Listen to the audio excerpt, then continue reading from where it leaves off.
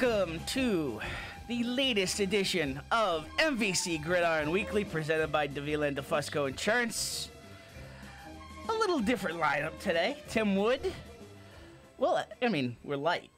I'm all messed up. It's like I'm facing a right-handed batter. Left-handed specialist having to face a righty. Yeah, you're in the co-pilot seat today. You're on my left is Hector Longo. So I was in the bombardier seat over there. Is that what you're telling me? Yes, yeah. You or the stewardess, emergency seat. Oh my gosh. Lou Blassie behind the glass. You're in the expert seat. I don't know. Exactly. Lou, I don't know you're in the Hall of Famer seat. I don't know if I should feel undressed there by being moved over, or celebrate this move. I didn't realize Bill had such lofty status.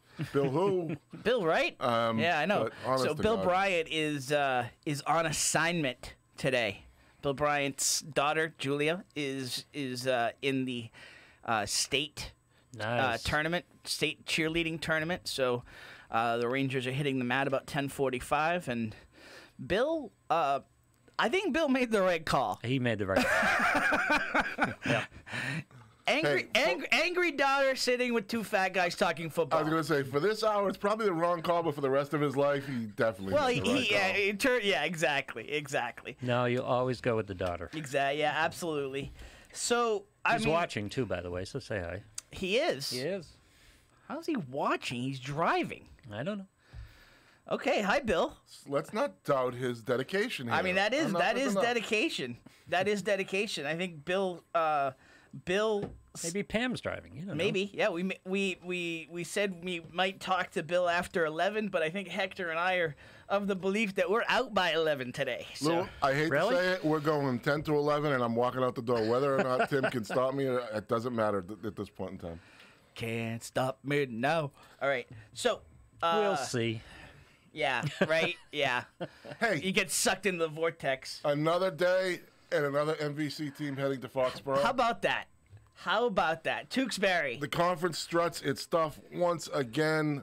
Tewksbury High School Matt Feld, Joe Perello. No confidence whatsoever. Absolute win of the day yesterday, right? I mean, I didn't scan every game around the state yesterday, but... Oh, no doubt. A gigantic win knocking off an unbeaten Duxbury team.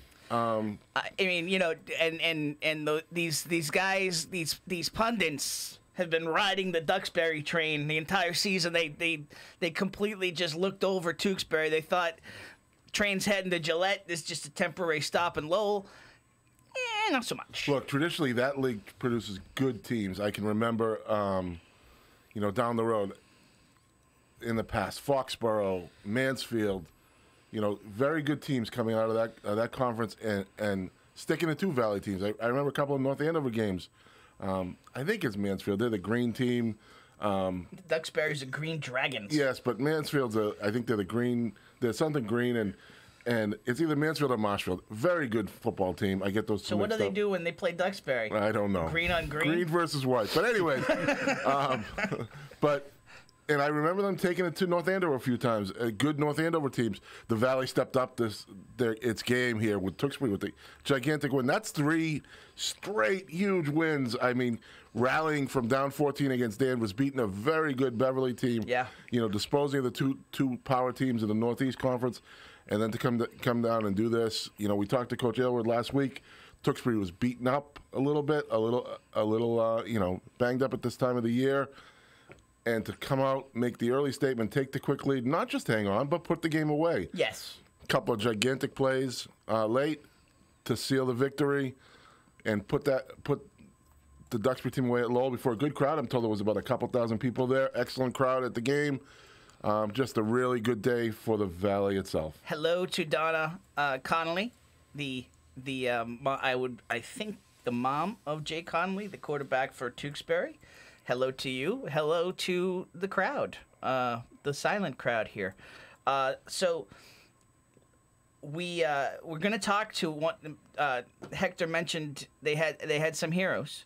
We're going to talk to one of those heroes, Colby Wilson. We're going to talk to him at around 10:15. He came up with 2 big picks yesterday. The last one sealing the game. Last one sealing the game, absolutely. And I think one was in the end zone, or were both in the end zone. Tim? They were both in the middle of deep drives. Okay. Yeah. I can at least confirm that. No stats that jumped off the page yesterday.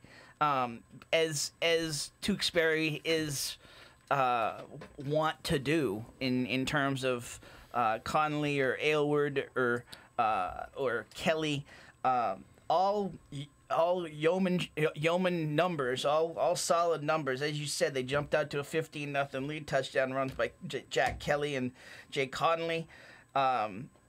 Actually, Shane Aylward had a pretty good game, 128 combined yards between rushing and receiving, so solid game there. I'm stunned Jack Kelly survived our appearance on our show last week to come back and actually be solid, right? I mean, there was no MVC Gridiron Weekly curse. Jack delivered once again after speaking to us again, so good for him. Good for the Redmen. I mean, just a huge win. Again, and that's for the league. I can't understate this enough, Tim. Honestly, the league, and I've spent 20-something years of my life, maybe 30 now, fighting tooth and nail for respect for the league. In different sports, different schools have really put it on the map, the depth. I can remember fighting the MVC baseball battles with Dan Ventura forever and ever and ever. And while... What is it? Why did you have to fight the battles? Okay. Is it population? What is it? Part of it is, when Dan was on the show, we spoke to that bias that he kind of knocked down, the wall that he kind of knocked down. We're softer the farther you get out of the city? But there was this wall at Route 128 where the Boston newspapers refused to recognize the teams above Route 128. And so that's just laziness or a coverage issue that ends up back in the day. We're woods people. Yeah. Back in the day, it was. Now, might as well be in Maine. Like I said, and I meant it when I said it. Ventura is a very important cog in being the guy who kind of kicked that wall down and just said, "Forget it. No, we're going to cover the whole state." And it wasn't just this way too. It was down south where he delved down into deep into the Bay State League and Hockomock teams, and just started to really cover the entire section of Eastern Mass that, the whole MIA East, basically. So, that was the initial start. But again, part of it is us, okay? Look at Patriots fans, okay? Every time you say something minutely negative or against the Patriots, people go crazy, and it's a rabid fandom, and I think that's part of the value. If you want to say, like, I went nuts, okay, when Danny would talk about the Bay State League being the premier baseball league, and I would stand up for Merrimack Valley Conference baseball all the time. Now, he's obviously correct. They have a team, Braintree, every year, or there's a team or two from down there that's always in the Super 8, always on the cusp of winning state title. So yeah, he was right. And at that point, I was just the dumb fan, trying to represent my people. And so yeah, when I say dumb, I don't mean stupid. I mean pig-headed. Yeah. So that happened. Loyal. Right. Yeah. Loyal. Bill Bryant says, "Get out of my seat." By the way.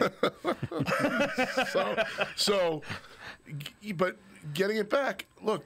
I mean, the teams are telling the story now. The teams are. Right. I mean, and. I think that the city teams, say in basketball, the girls' basketball teams, Methuen and Haverhill, did their job to just say, no. And then Lowell and a couple other teams in the league just said, no. We're the preeminent girls' basketball league for a long time. Central joined in. Then Central Boys Hoops. But I think the league kind of earned its stripes when teams like Lawrence had their runs and Methuen had their run, and Lowell put together several good years. So the bottom line is the Merrimack Valley can play in any sport. Pick the sport, and it's not just it's Central Catholic and they're an all-star team and all that goes with all the barking that goes with that, the usual suspects. There are several teams in this league, I mean, listen, they have. I mean, you just look at it right across the board. Dracut takes down Marblehead. Methuen played Acton Boxbury, leading right up through. I mean, Central going through. And Tim, this is a rebuilding year, a sort of down year for the Valley, as people say. To have the two teams representing the league in Foxborough is just huge. And the groundswell around here, the upswell of, hey, North Andover is the best team in the state, is growing. It is. Rather fast, and it's just a testament to what's going on football-wise in the league. You know, and I'm still dogging Matt Feld in terms of his state most valuable player list. He has McElroy on there, which is a good representation in terms of North Andover, but no Tewksbury. No, I mean, even just statistically, if you look at some of the guys that they have on the top 14 list, Connor Bryant is easily statistically and 7-win team, 8-win team could be in that mix. Yeah, look, a guy like Matt and Sweet Sports, they kind of have to, you know, and they're trying to build their brand around the state. Yeah. So, but it's a great, it's a good thing, and I'm not slamming Matt. I think it's a good thing at this point that we have another source to actually have a discussion with. And right? look, yeah, absolutely. Yeah. And you know, you think about that, for Tewksbury to not have a representative there.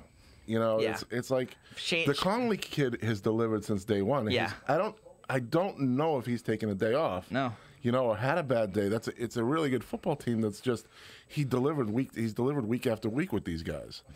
So. Shane Aylward, I mean, is week after week. I mean, Kyle Zervis has been an underappreciated piece of that machine, but very much like the MVC, they got a blue collar quality to them that it doesn't jump off the page. Tewksbury has its own identity. Yeah. Always has, always will. Talking to people about them, it's such a per usual football team for the Redmen. Tough, and almost impossible to prepare for. You know, very sound and execution wise, at the top of the league. You know, for a team that does not make mistakes. Well, let's talk to one of the guys that was one of the best on the execution side yesterday. Colby Wilson from Tewksbury, one of the heroes of the Redmen's huge win yesterday over Duxbury. How you doing, Colby? Colby? Colby? All right, we'll I don't know. try that again. Okay. Maybe he's got his mute on? Yeah. All right. Live broadcast. Trying to fill it. No. But senior. He had two picks. Yeah. He's one of those seniors that Coach Aylward has said from the get-go is just, you know, always there, always delivering, always executing. You know, you hear it from Coach Ryan. And Coach Ryan came from the Aylward School. You got guys that just buy into a concept and just drive on through in terms of the pain, in terms of exhaustion, whatever you want to call it. They're just there to deliver. Look, from day one, that football team has been a statement maker. You know, just simply not accepting the fact that they were supposed to take a step backward. You know, that again, you talk to people from Tewksbury, they weren't sure. Do we have enough? Are the athletes in the right place? We're just not that good. All those questions were answered over and over again for them to move in this direction. And look, the small was where the power was at in the Valley this year. Yeah, you know, absolutely. For sure. Yeah, Central was good, but on the flip side of things, North Andover, Tewksbury, you know, Methuen was rock solid. This is a Methuen team that almost beat Tewksbury 1 point in a 1-point game in one of the classics of the early season. Not for nothing, Bill Ricca almost was about 3 minutes away from taking down Central Memorial. Or Catholic Memorial. You really struggle with those two words, right? See, we're gonna have to start teaching you these. Just put flashcards on. We'll put flashcards. It's not, you know, BC High, CM, MC, for all the Catholic Conference teams. You don't call it SJP over. It's the prep. Yeah. So you just don't go with the formal names when it comes to these private schools. You know, MC, Malden Catholic, CM, Catholic Memorial, X for Xaverian. Yeah. Right. And like I said, it makes it easier afterward. You should be taking notes here, Tim. You know, I don't know. I don't see a pen or a pencil. Mental notes. I don't see a pen or a pencil. But yeah. So look, getting back to Tewksbury. In the small, Drake was good in the small. Bill Ricker had the win over Andover, and certainly a solid team that's going to get better at Bill Ricker. I mean, if you look at the only team that was down was Chelmsford. Week in and week out, you had to be ready for a battle. Yeah, absolutely. And I mean, and they that's the other thing too, is they beat up each other during the course of this season, and they're still thriving in this playoff run. It's just now. Tell me this: in terms of Super Bowl teams, what's the max that the MVC's ever had down there? You know, that's probably I don't know. I have to do some research. Yeah. But since the new system, you know, you have to remember now they've gone back to the 8 divisions this year, whereas they were down to 6. So it's probably 1 or 2. It's probably just the 2. Yeah. The 2. I don't think we've ever had 3 teams there, just because all those teams were stacked together for so long, so you could only have 1 rep coming out. The interesting thing when you talk about Tewksbury now is the amount of games that football team is playing right now, and the fact that they have to show up Thursday and play against Wilmington on Thanksgiving. And if you talk to Coach Aylward, he's not going to tell it. He's not going to say, "Oh, we're playing, you know, we're playing JV guys." They'll go all out in that game. You know. I had this conversation with the athletic director there last night, Ron Druin. Interesting. You know, he stands totally behind Brian and his choices to make, and the fact that he will play his guys. But I just wonder, you know, we talked to him last week, Tim. He talked about his team going through a couple of meat grinders to get there. And yesterday was not. And yesterday was another physical battle. You have to think now. Wilmington's having a down year. They're a 2-win team. But would Brian ever think about not tanking? But you could play him. You could play him just to get him some reps first couple quarters. Mm-hmm. You know. Yeah. Again, and maybe that would be the idea, to try and get them to play a half or so. But it does bring up an interesting a concept here, simply because. Were you conundrum? I was going to go with conundrum, but I don't think it's that deep. I mean, it's football, so let's not go too crazy. Let's give it a try again. You guys want to try it again? Yeah. I mean, whenever you see Lou just kind of pulling wires. Lou, get off the glass. Okay? we hear you. We hear you. Some changes on Friday, and you try to run everything down, and I guess the Gettner had some issues, but see if Colby's there. Colby. Yep. Yes, sir. Colby Wilson. All right, we were talking about the guys that execute. You certainly did that yesterday, sir. Tim Wood, Hector Longo here at MVC Gridiron Weekly. Thrilled to have you on the show. Tell us about this. Tell us about this win. You know, it means a lot to win a big game like that. You know, we have some of the best coaches in the state. They work so hard for us, so we just have to deliver for them. Total underdogs, Colby. Everyone around the state probably was talking about how Duxbury would have the nice, easy jaunt over to Foxborough Stadium in a couple of weeks, and you guys stepped in the way. How about being that team that just stepped, and delivered the upset? You know, we're just kind of used to everyone picking against us, and we know we have each other, and we just play for each other to get that win. Did Coach let you know during the week that they were unbeaten and pretty much penciled in to do it all? Did he we knew that he mention that to you guys once or twice? Yeah, we knew that they were undefeated and that everyone kind of thought they were one of the best teams in the state, that we were supposed to lose. So we just stuck to the game plan and got the job done. You guys weren't there, Colby, but what, in terms of the history of the matchup, in terms of, Coach talking about avenging the loss to Duxbury in 2011, what does that mean to the team? Do you guys feel the tradition in terms of what that kind of win means to the town? Yeah, definitely. I know Johnny Aylward. I've known him for my whole life, and I know he went in that game and played some quarterback, and to get that win for him the other day was a big thing. So let's talk about the 2 interceptions. The second one to seal the game. Where was that on the field? Was that in the end zone? Right at the goal line, yeah. Right at the goal line. The coach was calling him Malcolm Butler after the game. What'd you see on the play, and how did it happen? Coaches just were showing us those all stops all week, and I saw him break, and I saw QB put his arm back to throw, so I just came up and tried to make a play. Are you reading the break at that point, Colby, or are you reading the quarterback's eyes? Once I saw my receiver break, I looked at the quarterback, and I saw him put his arm back to throw. In that moment, Colby, does it really come through as slow motion as some of us think it does in those moments, or are you just processing on muscle memory at that point? It's kind of just muscle memory, That was a play we'd practiced all week that we saw on the film that we watched, and so we just had to see if we could execute it in the game.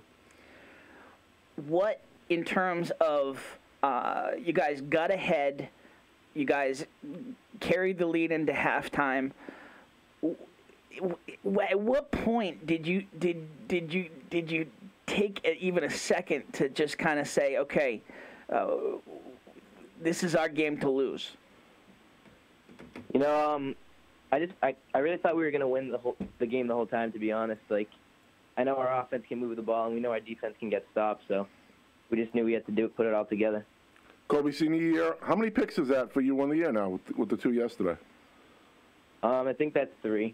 3 interceptions, and obviously couldn't come at a better time to triple your output. Triple your output on the season. You have, obviously, this is supposed to be the for a senior in high school. This is supposed to be the crowning time, the amazing time heading into to Thanksgiving, and everything you put into your career, football-wise, ends within the next week or so. Have you had a chance to think about what you guys are doing and how crazy this ride has been and how lucky you guys are fortunate, I don't want to say lucky. Lucky's a bad word. Fortunate you guys are to be in this position. Have you had a chance to soak it all in? Yeah, it's a great feeling. I wouldn't want to do it with any other guys. I've been playing sports with these seniors since we were 7 years old. All the captains, Jay, Wheat, Jack, Zervis, Trace, Graf, Shug, we've all been playing together our whole life. Can you fill us in? Obviously, I'm a Methuen-Haverhill guy. Tim's a South Carolina, Maine guy. So talk about real quick. Sorry, that was a little shot at him. Just never. Can you talk about real quick the dynamic of the Tewksbury-Wilmington Thanksgiving rivalry? I know for years there was talk that would end, and the people in the two towns just weren't going to let it happen. Talk about that rivalry, the Tewksbury-Wilmington rivalry. It's a special thing. It's something you watched growing up. I remember going down to Doucette and watching Thanksgiving game, playing a football game on the side, and now it's our turn to play in that big game. How do you compartmentalize this, knowing that you've got the game of your life after this game? We just got to get out to a good lead on Wilmington, hopefully get up big, and then maybe get some rest before we go to the Super Bowl. That's what we were talking a little bit before we had you on here. Talk about rest at this point, in terms of where is your body at? I mean, your mind is obviously 150% in on this at this point. I mean, in terms of the physical beating that you guys have taken, and there's been no easy games on this schedule through this ride. I mean, where's the team at? Where are you at physically at this point? We're a little bit banged up, but we just know we got 2 games left together. We just got to go win these 2 games and give everything we got. Tell us about Thanksgiving with your family. How big of a family do you have? So I just have a couple uncles, couple aunts on each side, cousins. So do they all go to the game and then you guys have dinner afterwards? Yeah, my dad's family we usually do that with. Nice. So, Colby, have you had a chance to think, hey, I'm going to be playing where the Patriots play. Have you had a chance to think about that? Have you had a chance to think about that yet, or is it just too soon? It hasn't really hit us yet that we're actually playing at Gillette, but it's going to be crazy to be out there on that field. Have you been to Gillette? I have. I've been to a couple past games, and then back when Tewksbury went in 2013. Nice. Oh, interesting. So, Colby, what else can you tell us about you? Obviously, there's been a lot of talk with your classmates. We've heard a lot about your classmates and talked to a bunch of them, Jack, Conley, Shane. Do you play other sports? And, what else do you like? What else do you like to do? Yeah, so I do track in the winter and spring. Mm-hmm. What events? Jumps, sprints, and hurdles. Like long jump type of thing? Yeah, long jump and high jump. What are you best in those events? Are you any good? Yeah, I came in fourth at MVCs this year. I got 21.3 in the long jump. 21.3. Wow, that's a solid jump, right? Yeah. 21.3. Excellent. And so, do you have goals in those sports as you go forward after this year? After this football season? In college. But I'm saying, do you have goals for the indoor season and for the spring in those sports? Anything on your mind? You looking for a league title? You think you had a shot? Yeah, I'm just I'm hoping to get to 22 in the long jump. School record's at 21.9, so I'd like to get to that. Excellent. Colby, in terms of these interceptions, how are you just trying to knock the ball down at that point, or when you actually have that moment where you're like, I can catch this, are your hands shaking? What happens in that moment? I just kind of see the ball get thrown, and all I'm thinking is I just can't let this receiver catch it, so got to do something to get in the way of it. Let me translate that last question for you, Colby. See, you're talking to two really non-clutch, non-athletic kind of guys who've never made a big play in their life, and all of a sudden you're stepping up and making one of the plays of the year. I mean, is there time to panic? Two of the plays of the year. Jeez. Is there time to panic, or is it just you're just relying on what you've learned over the years? I'm just pretty much relying on what my coaches taught me. We had a great game plan coming into the week. Coach Aylward, Coach Bradley had the D-backs ready, so we just came out and played. I hear Coach Bradley a lot. We obviously have talked to Coach Aylward, but tell us about Coach Bradley and just the impact that he has on you guys. He's been great this year getting us ready. We didn't have a lot of varsity experience coming into this year, and we just kind of played together. He just had us get each other's backs, and we've done what we could. Is he a loud guy, or is he just kind of just throwing situations at you, real analytical? What kind of coach is he? He's kind of a little bit of both. Depends on the situation. A little old school, new school combined? Yeah. Both Bradleys are on the staff, right? Yeah. So the Tom and Mark Bradley, they're the brothers. They're the boys and girls basketball coach. Tom is the boys coach. Mark is the girls coach there at Tewksbury High School. So we talked a little bit about basketball last time with I think Shane. And honestly, that was with Jack. But honestly, that staff has been in place. I mean, when they lost Coach Ryan to Methuen, it was like, breaking up the old gang. Talk about the fact that those coaches have been in place for so long. You know what to expect when you play football at Tewksbury High School because of that. Yeah, we know about the tradition. We see how close our coaches are, and I think that brings the team together. We're all so close friends that when we get on the field, it's just we know we have each other's backs. You mentioned a lot of names in terms of the guys you've played with up through. Who's the one guy that just pushes you in those moments where you don't where you're tired, don't think you? Who's that one guy that's kept pushing you right through the years here? I'd say Jack Kelly has been that guy. Me and him have been friends since we were in kindergarten. We've been playing sports together our whole life, and we've been working in the off season together. It's special to be here with him. Colby, in terms of unsung heroes, can you give us any names we haven't heard yet in terms of who was huge in that game yesterday? I'd say obviously Zervis had a big game. Shug had a very big game for us. Conley, Shane Aylward, but Kyle DeRigo stepped in big. With Zervis a little bit banged up, making some big carries on offense. Nice. Colby Wilson, huge congratulations on just a game of a career. Now listen, you go into the South Portland High School archives, Hector, you will see. I was a little bit of an athlete, but I never made 2 picks on the goal line in the penultimate game to get me to play at Gillette Stadium. It's amazing, and just a testament to the team, and huge congratulations. Thank you. Hey, thanks for coming on, and enjoy the ride, Colby. This is awesome with you guys. Thank you, guys. Happy Thanksgiving, and we'll talk to you down the line. That's Colby Wilson. Just great kid, great kids. Every time we bring on a Tewksbury guy, they represent so well. And kudos to all 22 Lou. That sounded like he was in the next room, Lou. That was Lou. awesome. Yeah. Good stuff. Yeah, it was a battle. Well played. All right, let's catch our breath here. We'll take a quick break. We'll talk some Thanksgiving preview. We're also going to have we'll have Coach Ryan on, Coach Tom Ryan from Methuen. We'll have him on to talk about Methuen Drake a little later. Take a break right now. We'll be right back after the break here on MVC Gridiron Weekly, presented by Davila and DeFusco Insurance.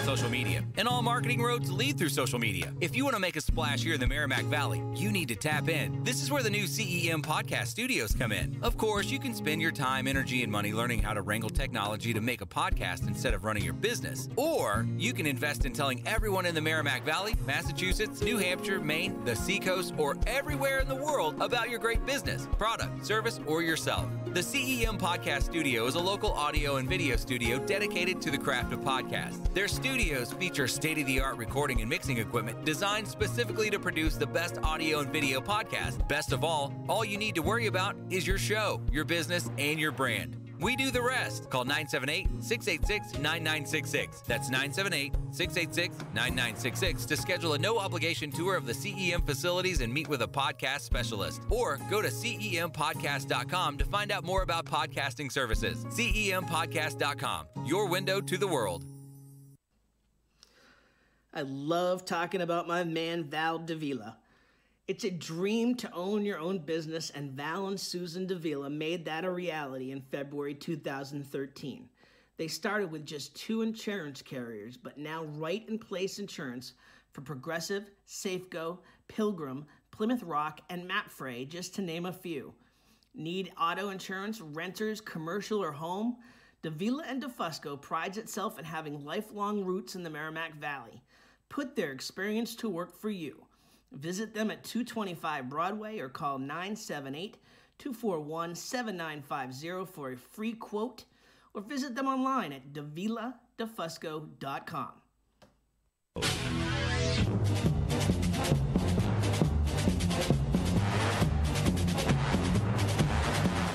And we're back here on MVC Gridiron Weekly, presented by Davila and DeFusco Insurance. Tim Wood, Hector Longo, and you here on a gorgeous Sunday in the Merrimack Valley. Even gorgeous. better. It's about 12 degrees out there. Come on, it's sun shining. I am At least frozen it's not solid. snowing. I am frozen solid. I've had enough of winter, and it's November 17th or 18th, whatever today is. So I have had you're enough. not a winter guy. Oh my God! You're not a skier. You're not a snowboarder. No, give me a 1-bedroom condo someplace where it's 103 degrees all year round, and I'm happy. Yeah, That's brother. all we're looking for. Yeah, brother. I don't know. I love being back, but I hate being back. Oh, my God. You know, like everybody says to me, I don't have an answer other than I kind of like slump and go, family. Everybody says, why'd you come back? And I'm like, family. Which brings us to Thanksgiving, where I was told that by the Channel 9 news staff last night that we're looking at the coldest Thanksgiving on record. That's great to go out to a game. Uh-huh. That we're looking So the high on Thanksgiving is going to be 25 in Methuen. I will tell my cold Thanksgiving story right now. It was I want to say 2-3 years ago. Haverhill was at Lowell, and there was a foot of snow on the ground. Yep. And I'm walking onto the field, as I usually do, because I was just, it's one of those things. If the kids can be on the field, I think the reporter should be on the field as well. So I'm walking, and unknowingly I'm walking above the pole vault pit where there was a metal plate over the hole where the pole vault digs in. So my work boots hit the metal plate, and I slipped and fell flat on my face. I have a face full of snow, the whole thing. Thought I got away with it, Lou, but then like 3 days later, somebody said, how'd that trip taste at Lowell the other day? And honest to God, I just hate the weather. I just cannot deal with the weather. So. I did a game in Haverhill on Thanksgiving. What, is it 8 or 10 years ago? Big snowstorm? When was? Yeah, that was probably. I mean, Thanksgiving has been. It runs the gamut. You know, coaches always talking about it. Bring your sneakers because the field might be frozen, and then the snow has become an issue. Honest to God, I have been the biggest hater of Thanksgiving football in the history of Massachusetts, and I love the concept of it. In concept, I like in watching it from my recliner at home. I like the concept of it. Yeah. But when and I've we've all got those. I mean, mine is I covering a Thanksgiving game in Sullivan County, New York. Way up. I mean, Sullivan County is like way up. You know, Orange County is about 50 miles outside the city, and then you hang northwest and keep going for about 100. It really is. It's the deer own the roads, and there was already a foot of snow on the ground. They could not snow blow the field, and so you had. I get there and you have this cavalcade of people. It was something in terms of the cavalcade of people with the shovels, and it still was coming down hard. They probably got another 8 inches during the game. Yeah, wow. So I was not on the field that day. And you segue that stuff from the negativity.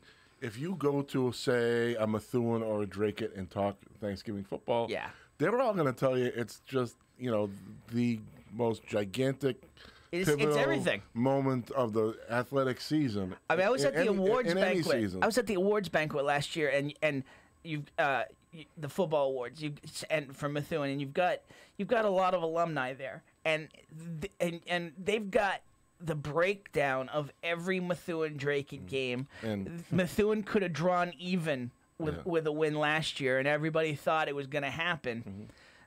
Dracut had other ideas. Yeah, and that ends up happening in that game. I mean, last year Dracut snaps a 6-game losing streak to the Rangers, and that emotion.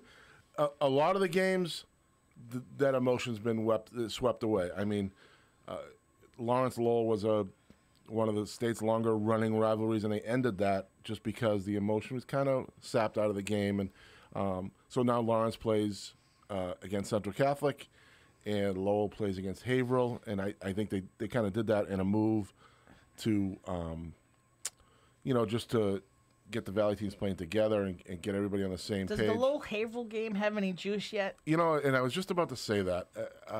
Interestingly enough, the game itself, I think both cities care about Thanksgiving football, but they care about Thanksgiving football just for their town. So, like, the game is kind of a sidelight. It's more of a reunion type of thing. Yeah. And I know that happens at a lot of games, but I honestly, I'm not sure if either city is swept up in the emotion of the thing yet.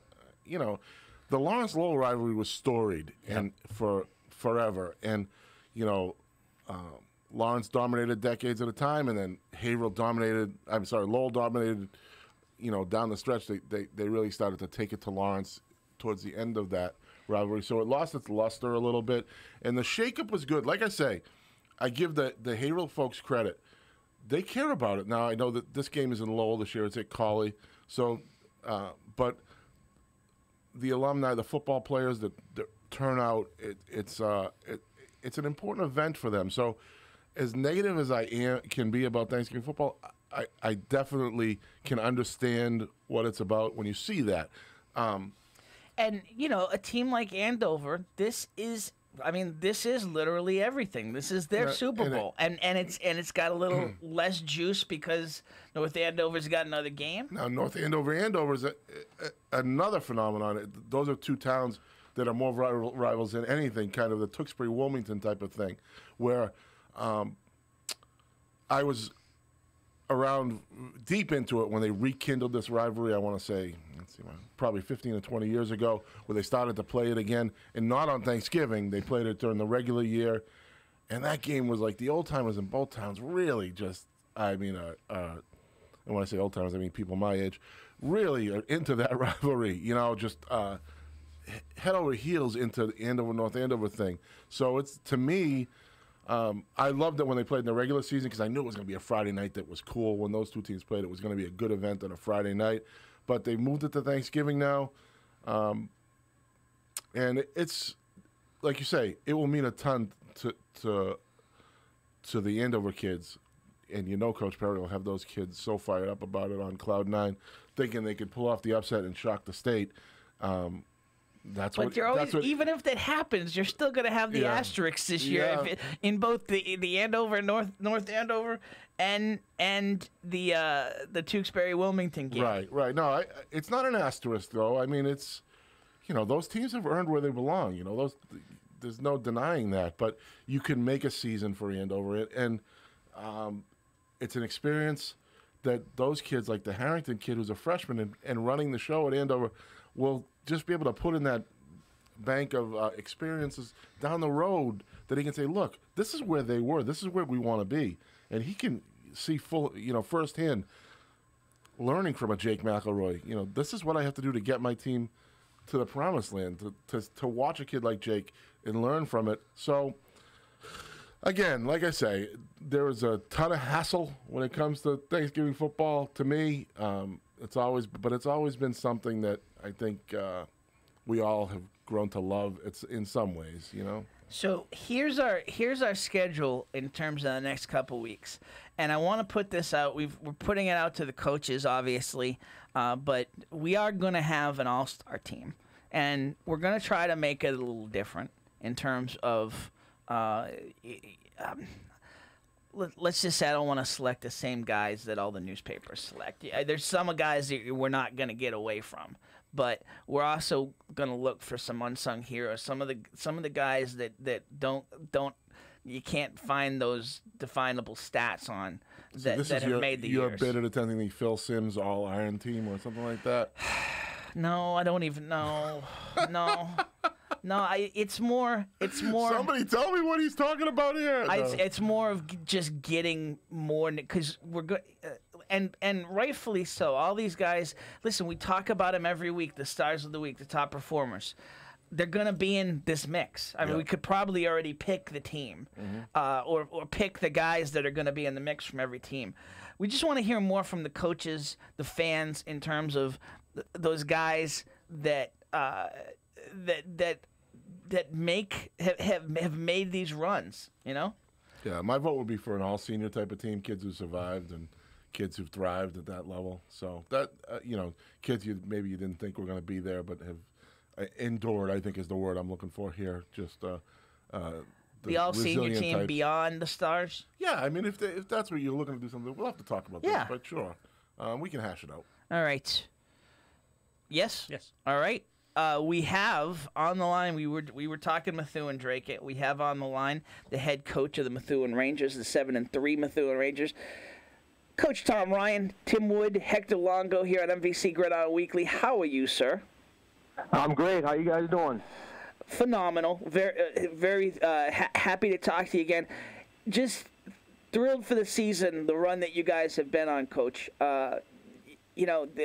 Obviously things didn't go storybook on Acton Boxborough. You guys battled. You guys represented the MVC phenomenally. But beyond that, just talk about this run after the playoffs and these last couple wins that against really talented teams. Yeah, I mean, we've had 7 games decided by a touchdown or less. That's been a whirlwind kind of season that way. And then certainly the last 2 games have been decided by a touchdown or less. And, when this new, playoff system, when you get knocked out, who you get picked with, and there's a lot of controversy involved there. But I was actually hoping for us to get some good teams, which we have had. We've played some awesome teams, just to kind of legitimize, our record. And, sometimes you can have, right now I would say we have a very solid 7-3, but sometimes you could have like an empty 7-3. Yeah. Where you've played some teams that are not very good, but that's not been the case here. So I've been I was real glad that they gave us those last 2 games. I was 99% sure they were going to give us Lexington, but I was a little unsure if they were going to give us Reading. So, but I'm glad they did, and those games were, fought tooth and nail. So, I mean, we're excited about things going on in Methuen. So, your couple of pivotal moments there from being 9-1, those moments that every coach, especially you, talks about in terms of just those moments of execution. But you've had enough of these moments, even in the losses, where you've learned what the quality of guys, the quality of players that you have with this team, I would imagine, Coach. Yeah. I mean, we learn a lot. I mean, you learn a lot from your losses and different things. But, I mean, somebody asked me that the other day. They said, well, geez, how close could you be to 9-1? And I said, well, if you think of it that way, it's true. But really, how close are we from being 3-7? Yeah, absolutely. And that's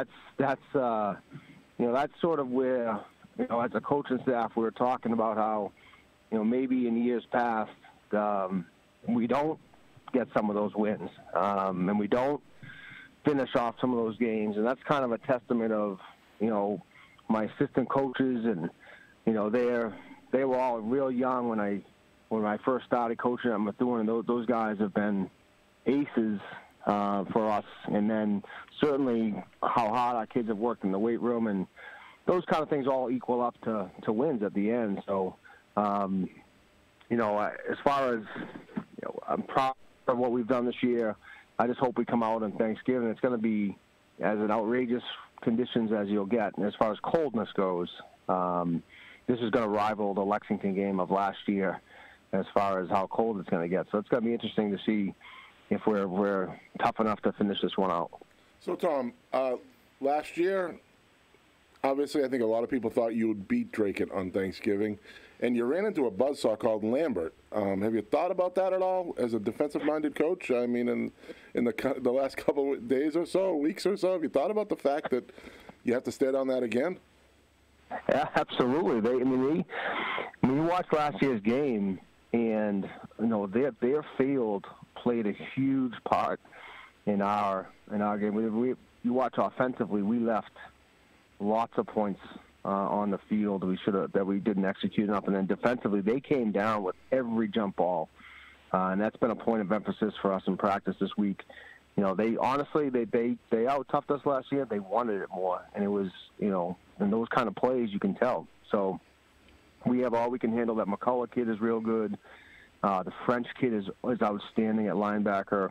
The quarterback, they got a bunch of weapons, and then that kid that made the catch against Wayland.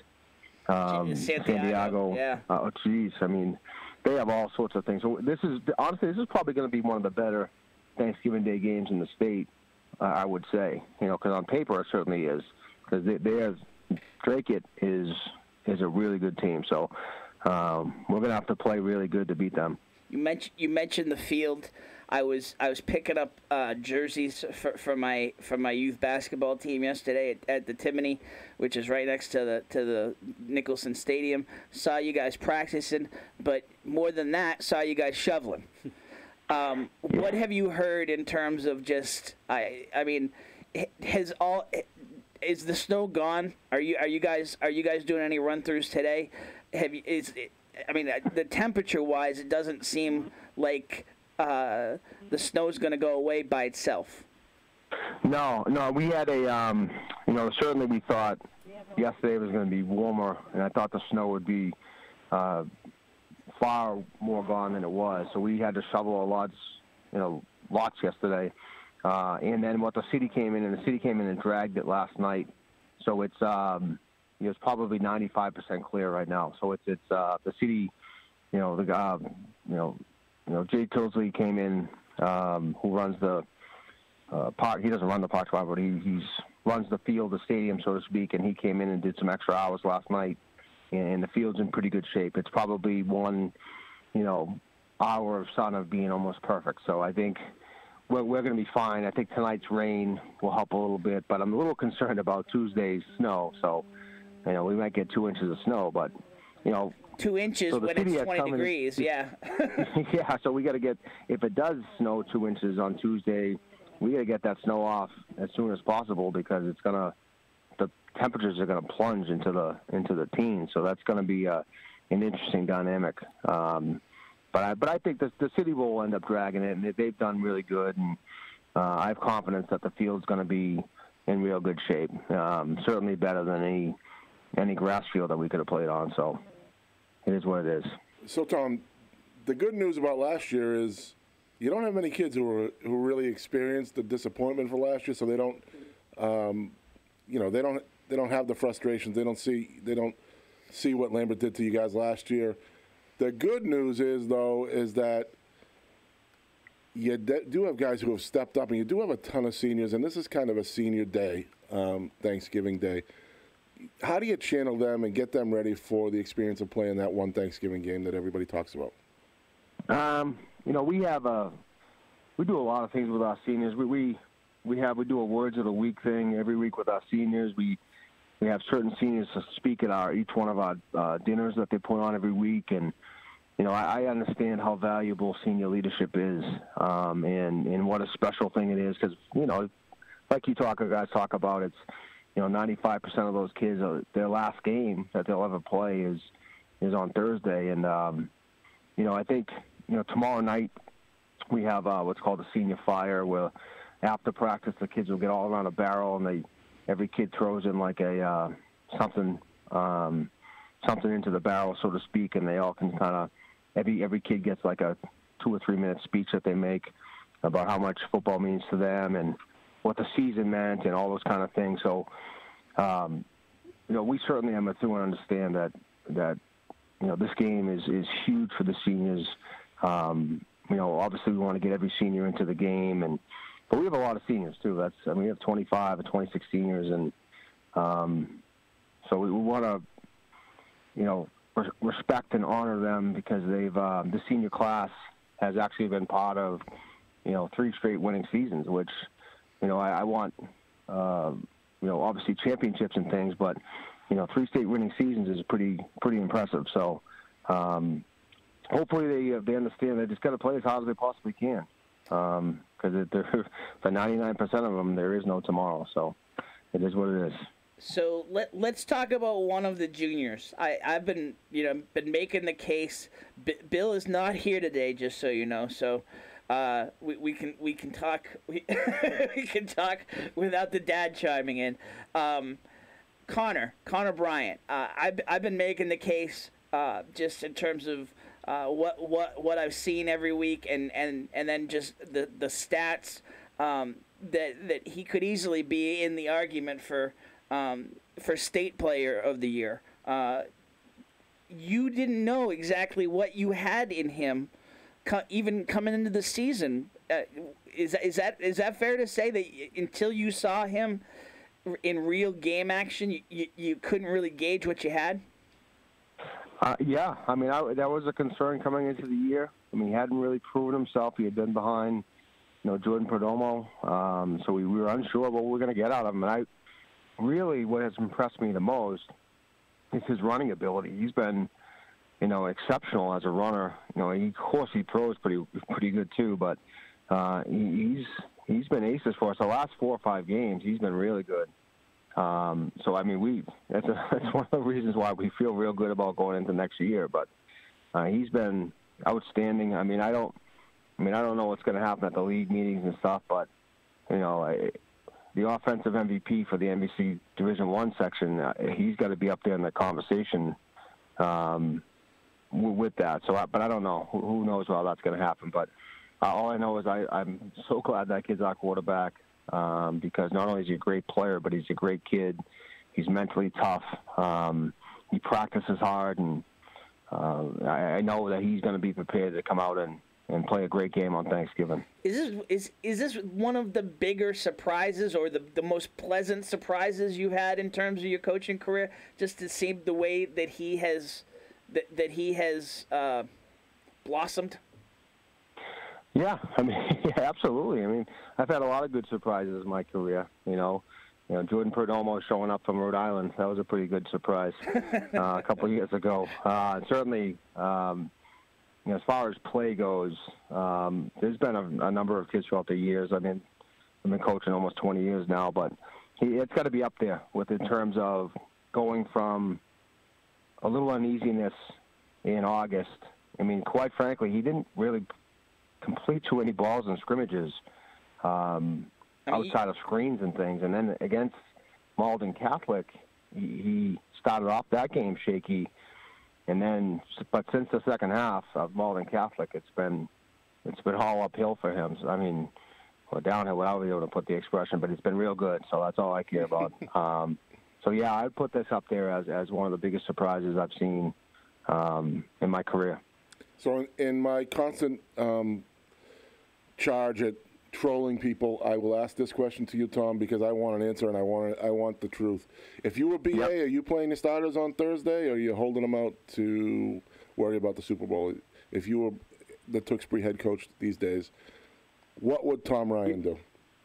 I would be playing the starters. Really? See, I can't get anybody to tell me why. And that was not a canned response. That was passionate. Yeah. Tell me why, Tom. Listen, I coached at Tewksbury, and I know how much that game means to that community. So there's no way ever that Brian Aylward would not play all of his starters. It just doesn't. It's not in their vocabulary there. It just wouldn't. They wouldn't do that. Now that being said, I mean, if they get an advantage pretty quickly, you may see them put some substitutes in maybe quicker than they normally would in a traditional Thanksgiving Day game, because Brian Aylward's as tough as he gets, but he's not stupid either. But so there's no way he doesn't play all the starters to start the game. And they're there. I don't know. I haven't watched any film on Wilmington. We don't play him. But I think I would like to say that Tewksbury likes their chances against Wilmington this particular Thanksgiving. So he'll play his starters, guaranteed. Were you at the game yesterday, or were you following Jim Cunningham's Twitter feed, or I mean, were you keeping an eye on it? My daughters all play hockey, so that's and then they sacrifice a lot during the year. So when I can. When I can go to their games, I want to, and I owe it to them to go to the game. So I thank God Jim Cunningham. He tweets every play, so I was locked into that, and I certainly texted Brian Aylward right after the game, and a lot of those assistants, because they're real good friends of mine, and what an 8-year run he's had, historic really, in terms of how many wins that they've had in the last 8 years. Obviously, I was fortunate to be part of that beginning part of the 8 years. With 8 years ago losing to Tewksbury like we did, and for him to kind of, enact revenge years later is I felt real happy for him. That kid Jay Conley, he's going to have the most. There's not too many kids in Massachusetts that are quarterback of 30 wins or greater in their career. It's got to be like 2 or 3 of them. Maybe the kid from Everett that played in 2001 to 2005, maybe, because he played as a freshman, the Nuzzo kid. I believe that was his name. Mm-hmm. But other than that, DiBiaso's son has to be up there too for Everett, right? Yeah, right, because he probably played as a freshman. Mm-hmm. But that was, there's not too many. I don't want to misquote it. Just probably a few examples, but to have 30 wins as a starter is pretty impressive. So, I mean, and he's a real good quarterback. He's a good kid, too. He came up after our game. Obviously, our game was an epic game this year, and he came up to me after the game. And I coached his brother at Tewksbury, and he's an awesome kid. So I'm so glad that Tewksbury beat Duxbury, and I know they're going to be ready to play the next 2 games. So. Coach Tom Ryan, Methuen Rangers, 7-3 going into Thanksgiving, 5-5. Drake it, a different kind of 5-5 though. They've got some big wins mixed in there. Like Tom mentioned, an empty 7-3. That's not an empty 5-5 by any stretch of the imaginations, right? No, I mean, no, absolutely not. They're plus, you talk about that. They got a lot to play for. 6-5 record. With the schedule they play is pretty impressive. So this is going to be one of the best games in the state competitively. So we're excited about it. Now, I know people complain about the new format and how Thanksgiving means less now to some people. And if you've been to any of our games since the new format has been going on, even when Draker was down a couple of years ago a little bit, you wouldn't see any less intensity than you saw back in 1985. That's for sure. So for us, it hasn't changed. The rivalry still is as intense as it's ever been. Yeah, so. Two towns still deeply entrenched in that rivalry. That's right. That cannot be understated right now. Right. Maybe other places it's different, but from Methuen and Drake, it hasn't been. So you get your seat warmers, you get your earmuffs, and you know what? Listen, the new hats just came in. The new era winter hats came in. So you get a nice Methuen Rangers winter hat from Matt Curran over at the athletic office, right? Did you get your hat yet, Coach?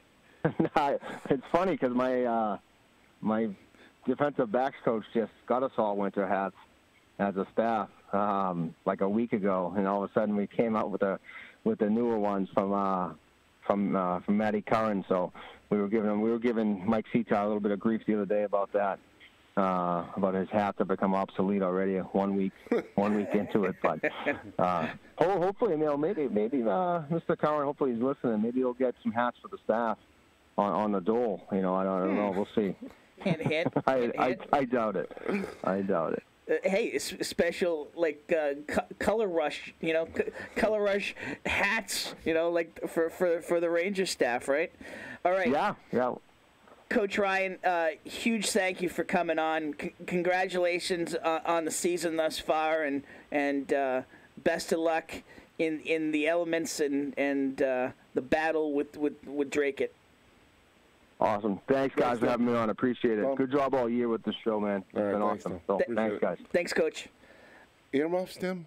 I mean, earmuffs? But have you never snuck the earmuffs underneath the hat? Not in a million years have I ever worn a pair of earmuffs. Why? Tim. Oh my God! No, thank you. No, but they make these earmuffs now where they're not like the puffy earmuffs. They're like really tight to your head. Yeah, I haven't seen those.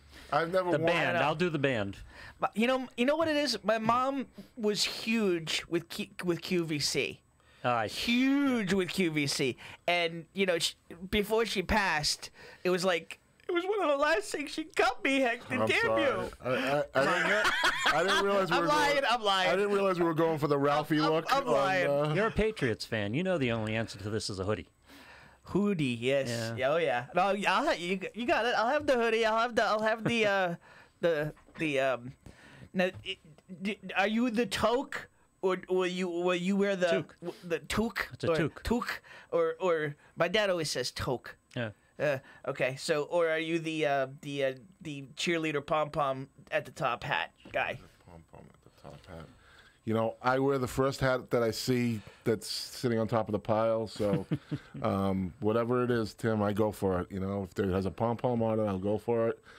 I draw the line at those ones with the ear thing, the ear flaps, and the Oh, really? The furry ear flaps and the hunter look. Oh yeah, gosh. I draw the line at that. But other than that, I'm going with anything. You're not going millennial. Anything that'll fit on this big squash, I go with. It's got to be Arctic conditions before I put a hat on. So sometimes I go for the flap hat. Are you going? Will we see you? Be honest with me. Will we see you, or is this not your thing? No, it all depends. I'll be at a game, but I have no idea where it's going to be right now. Yeah. I always go to a game. I have the college kid coming home on Tuesday, and I'm sure he's going to want to show off his college wares with the kids at Haverhill. So it might be a trip to Colby involved. We'll see what happens, though. It's I always go to anything I can do to avoid the Feast of Five road race and good thinking, not walk 5 miles or good whatever thinking. the distance is. That would be that. So or cooking. Yeah, no, I love to cook. Oh, okay, so that you're not the escaped. No. It's not the walk; it's what happens to Andover that day. Yeah, well, yeah, it's a nightmare. It to just grinds to a halt. Other than that, but like I said, it's Tom exuded the excitement of Thanksgiving football, and that's one of the rivalries that is still gigantic. I wonder what the crowd will be like at Central Lawrence on Thursday morning. Just because, Central usually draws pretty well. Chuck's alumni base is pretty good, but with all that's going on in Lawrence, I can't imagine how good a crowd they'll have there on Thanksgiving Day. And, there are still people worried about heat at this point in time and finding a place to live. And so Lawrence has bigger fish to fry than the Thanksgiving game. Hopefully those kids get a proper send-off, though, in that game, just because of what they've been through this fall. Yep, absolutely. Yeah, but the game doesn't work against that. It enhances that. No, I hear you, Lou. Get back to normal and enjoy the kids. I hear you, but it's kind of a weird moment though, because get back to normal, but then you're going right back to a house that with a space heater. if you were even lucky to get a space heater, and No, God knows they have it. They have it tough. Yeah, so it's like I say, there are pros and cons. I hope everyone stays healthy and every senior plays. I think that's my. If the one thing I could ask for, I wish, coaches are so intent on winning, and also always the teams fight. Thanksgiving is the day where I just want to see every senior play, because for the kids and there are kids out there that are scout teamers as seniors and just want to be part of the program. They're still putting in the effort. Yeah, they're still there every day. They're still taking the hits. I mean. Again, we're blessed, and we've gone through a season with them, and we've dealt with really good coaches. They've been very helpful in trying to get this show off the ground and trying to publicize their kids and get their kids' names out there and have a little fun with it, which I think we've accomplished. But if I have one gripe about coaches, they don't really. A lot of them just see the win-loss type of thing while the games are going on. Yeah. These guys are leaders. Like I've told the story on air before. What Chuck Adamopoulos did at Central for my nephew was amazing in the growth of a child, development of a young man. So, I just would love to see that translate to the field on that one day where you could get all the kids, all the seniors who, like I said, have spent 4 years holding bags and getting pounded on the kid who's 40 pounds heavier and much tougher. I'd love to see them all get a look on Thanksgiving anyways. I mean, and I think it can happen. Coach Ryan's the guy that will do that. In a sport like football, I think it can happen solely because you have 22 kids on the field, and a kid who's not great, you can put in the game and not get hurt. Hey, you can make a movie out of it. Rudy too. Yes, absolutely. So, the senior fire thing, I thought that was just, tremendous. Yeah, right. Tremendous. First thing I thought of, the stupid old newspaper guy in me was, why haven't we ever covered that? If they've been doing that, why isn't that event ever been covered? Talk about an event, Dave Willis, if you're watching, that would just translate to a little video package to go along with the story on Thanksgiving. I mean, come on. Where do you draw the line in terms of interfering in those moments? Like, come on. No way. I mean, no. Like, I always thought it was like the coolest thing when they had, I think it was Lawrence and Lowell would have the pregame dinner, and other schools do it. They have the pregame dinner where the kids meet each other. Yeah. To me, that's like a huge part of the thing, and I go back way back. I think about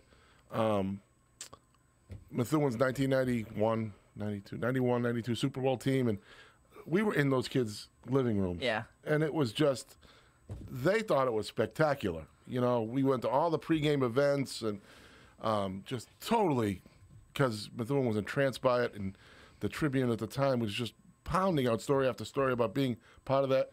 It was awesome, and it really was. And I think it showed,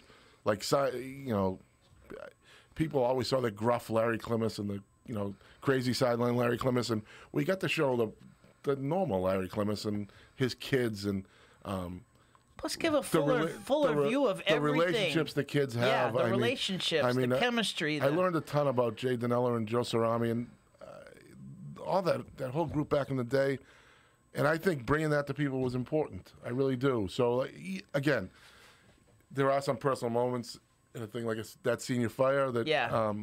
But no, man. Honest to God, I think the kids would love it, and I think it's important to see. Look, first 10 years in, I was the guy. I was trying to find that line. I didn't want to interfere in the post game huddles, or I did a series up in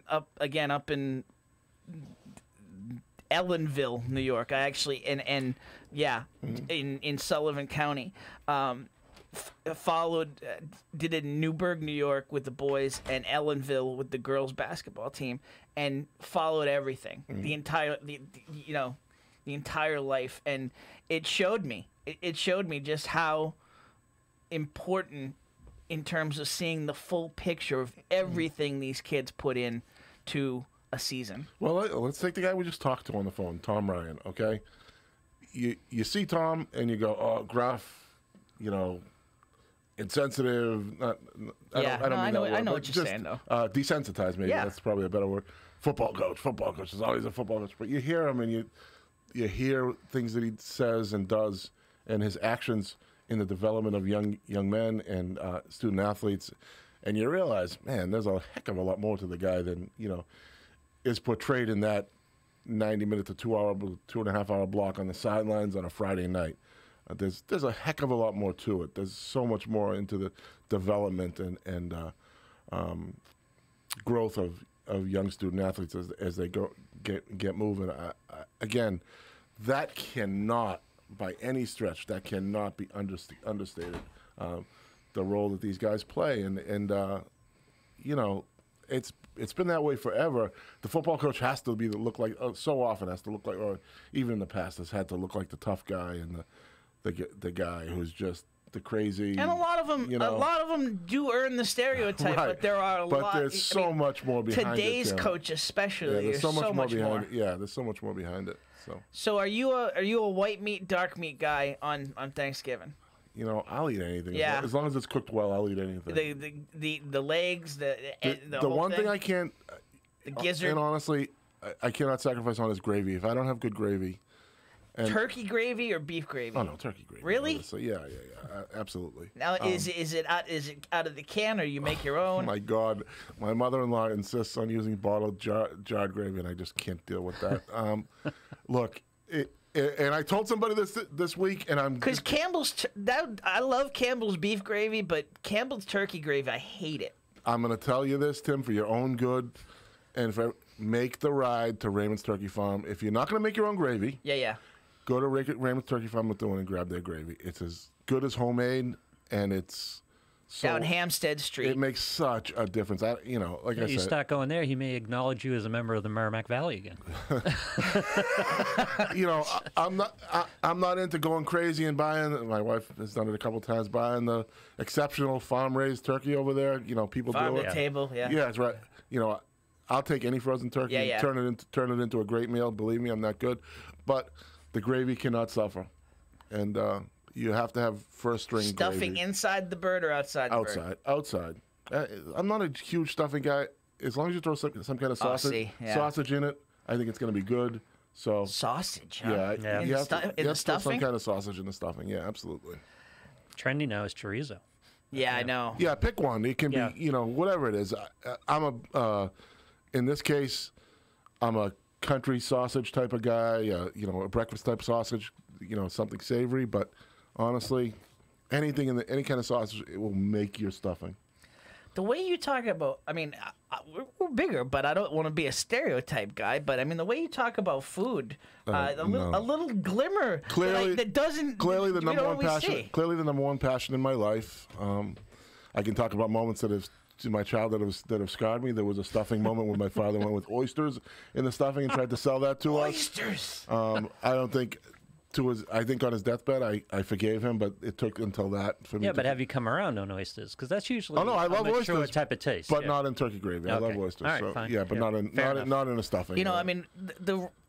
I'm just a huge fan of Parts Unknown and just Anthony Bourdain and just because of what food can represent in your life, the memories that an unbelievable meal with friends or family can invoke. I mean, I think about my mom's Thanksgiving stuffing, and I think about her. You know, I still have the meatloaf pan, the meatloaf bowl that we always used to grind the meatloaf up in. When my mom died, my 3 older sisters, I let them take all the jewelry, all that other stuff. I wanted the meatloaf bowl, because that just stirs a memory, you know. So sounds like another show brewing here. Yep. Tim and Hector talk meatloaf. I want to start a food show, and I'm looking for a co-host. There's a food show orbiting the airport. Yeah. It has been for a few months. It now. has, yeah. So, all right. Any final thoughts? No, I'm ready to wrap it up. Yeah. It's been a great season. I'm guessing we'll have 2 more weeks of this. Yes. So next week we'll talk. We'll talk Turkey. We'll talk. Day football. Yeah, we'll talk the Turkey Day games. We'll preview the Super Bowl games, and then we'll come back the week after and talk the Super Bowl games. And we will. By then, we will have some sort of all-star team put together. Sounds great. Awesome. All right, Lou. Another show. Well done. Some saves in the middle of it. Yeah. Always. Self-inflicted, but yes. Hey, you know, it's live broadcasts. All Lou, 22. All 22 Lou. All 22 Lou. 22 Lou. How did we forget to ask Colby Wilson if he was a member of the Beach Boys Wilson gang? We asked him everything else. How did we not know if he was like a distant relative of one of the Beach Boys? I'd have been shocked if the kid knew who the Beach Boys Honest were. to God. I mean, Colby Wilson, it sounds like he's probably a relative. Anyway. All right. Tim Wood, Lou Blasi, Bill Bryant on the road. Good luck to the Rangers Bill's today. best show ever. Right? Best Bill Bryant show ever. And Hector Longo. You cannot stay out of the studio on show day. No. You got to take one shot. Savaged. Got to take one shot. Wishing you a phenomenal holiday. All the blessings of a great Thanksgiving. And we will talk to you Saturday. We will be on Saturday. There's no reason to come in on a Sunday next week. We will be back in the regular slot. Saturday, 10 a.m., MVC Gridiron Weekly, presented by Davila DeFusco Insurance. Have a great week.